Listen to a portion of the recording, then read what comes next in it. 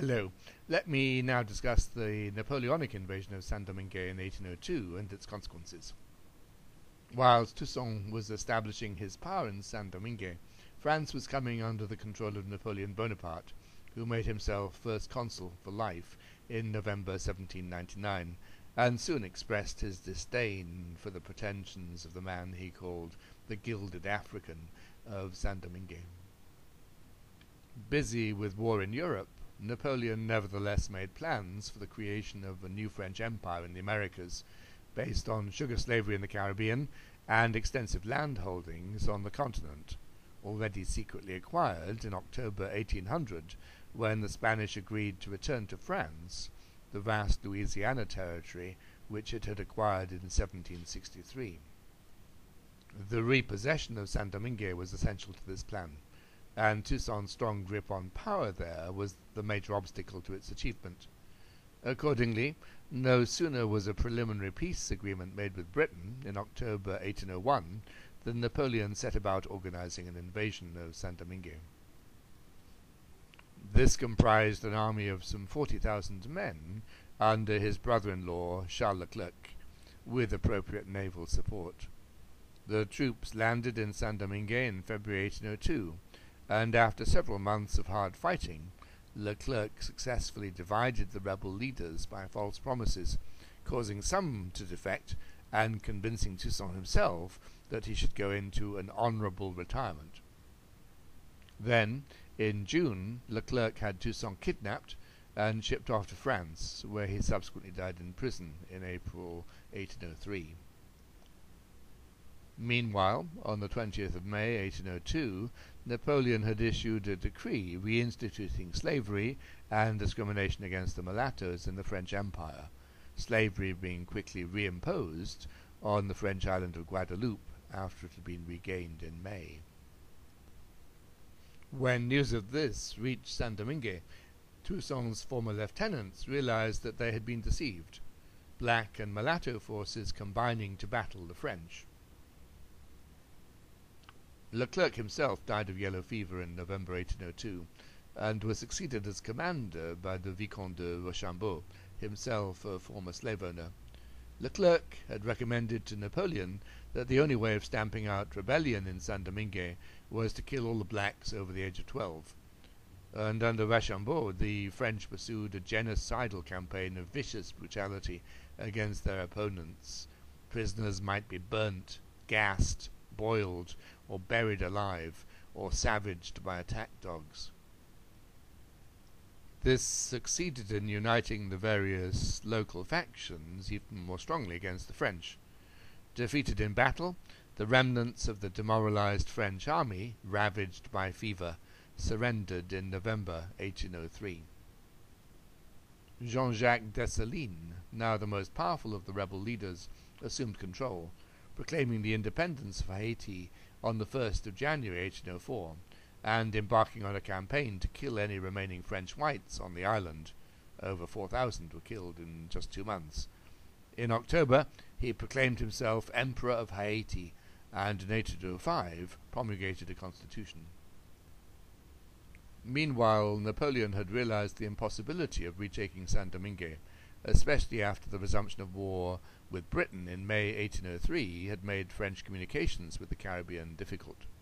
The dream of an American empire was therefore quickly abandoned, and in April 1803 the vast area of over 800,000 square miles west of the Mississippi, shown in green on the map, which had recently been received back from Spain, was sold to the Americans for a mere 60 million francs, plus the cancellation of some debts.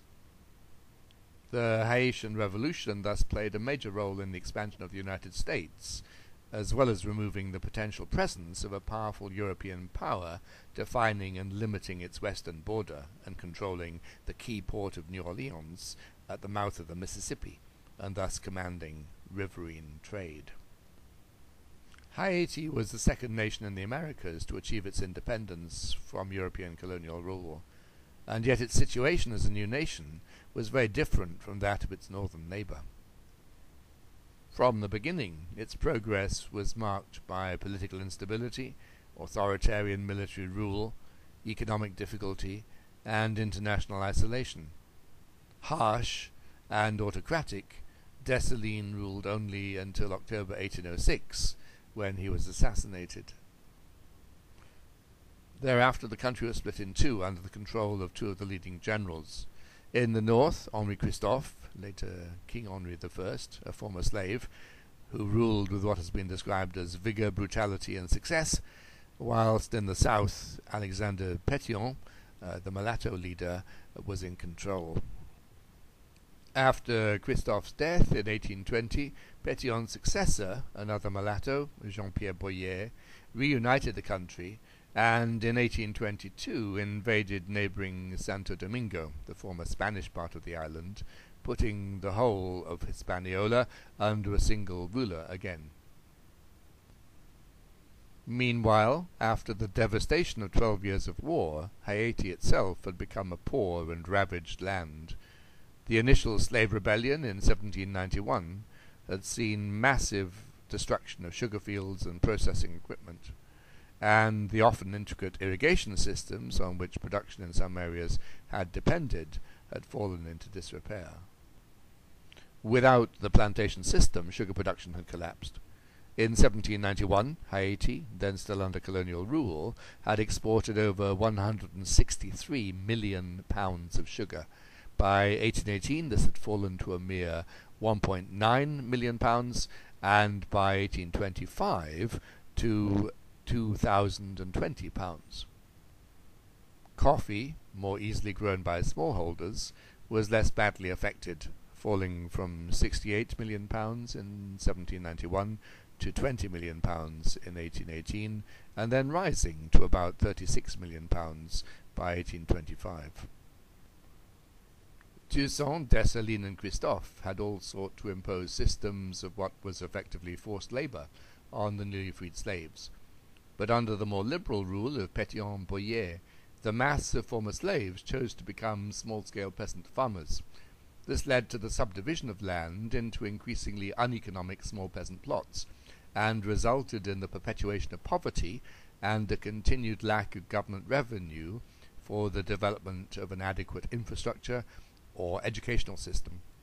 The settlement of a small number of free Americans of colour during Boyer's presidency did little to improve the country's economy. Haitian independence was not initially recognized by any other nation. The nature of the Haitian Revolution, with its bloody overthrow of the whole system of slavery, was undoubtedly a factor in this lack of recognition.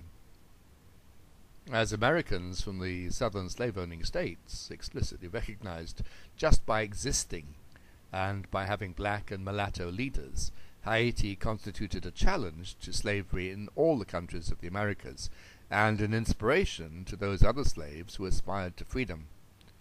Thus, whilst the Americans conducted an extensive trade with Haiti, they did not formally recognize its existence as a country until 1862, that is, 58 years after Haiti's independence, and in the same year as Lincoln issued his proclamation freeing America's slaves.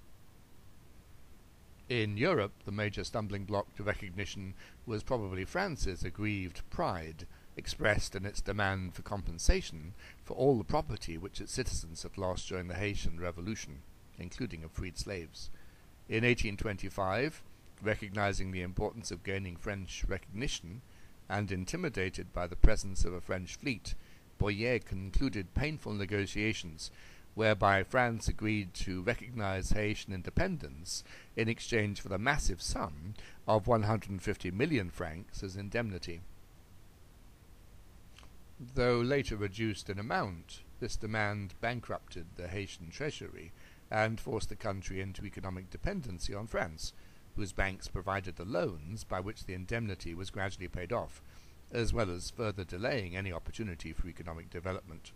Formal French recognition of Haitian independence followed in 1838.